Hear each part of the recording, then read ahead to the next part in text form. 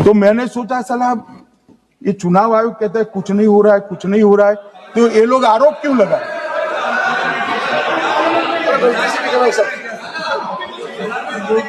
मान्यवर, मेरे शब्द कोई ऐसे हो तो काट दीजिए। देश के गृह मंत्री सदन में बोलते हैं तो यह अपेक्षा होती है कि वो फैक्चुअल बात बोलेंगे, वो सच बोलेंगे और वो मर्यादा रखेंगे। मुझे सर्वप्रथम बहुत ही दुख है कि वो जो सरदार वल्लभ भाई पटेल की कुर्सी पर बैठे हैं वो सदन में इतनी अमर्यादित भाषा, असंसदीय शब्द साला का प्रयोग करते हैं और उनको सभापति महोदय ने टोका नहीं। मुझे इस बात का बड़ा दुख है। मुझे इस बात का दुख है कि इस देश का गृह मंत्री व्हाट्सएप यूनिवर्सिटी पर आए हुए फर्रे पढ़ रहे थे आज सदन में। मुझे इस बात का दुख है कि वो फेक न्यूज फैला रहे थे, वो मर्यादा की हर सीमा लांघ रहे थे।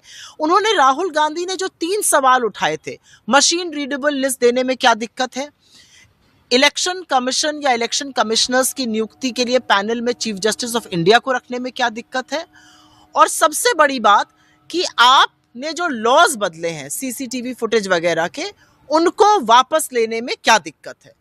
इस बात पर सुई टपक सन्नाटा था।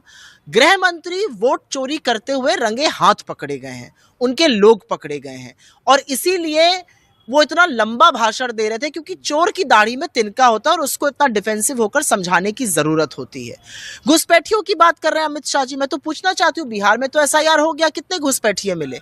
और अगर घुसपैठिए देश में हैं तो ये आपकी विफलता, आपको तो रिजाइन करना चाहिए। आप सदन में भाषण कहां से दे रहे हैं? यूपीए के शासनकाल में 4 से 14 के बीच में हमने 88,000 से ज्यादा घुसपैठियों को इस देश से निकाला था। आप अपने 11 साल में 2400 लोगों को निकाल पाए। आप किस तरह की बातें कर रहे हैं?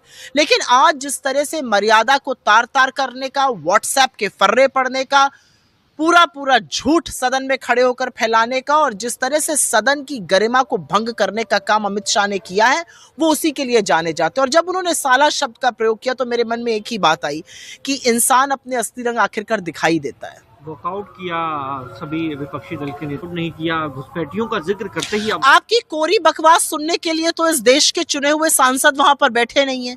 आपसे पॉइंटेड सवाल पूछे गए, आपके पास एक भी पॉइंटेड सवाल का जवाब नहीं था। इस देश की जनता जानना चाहती है कि क्यों इम्यूनिटी दी गई है इलेक्शन कमिश्नर्स को।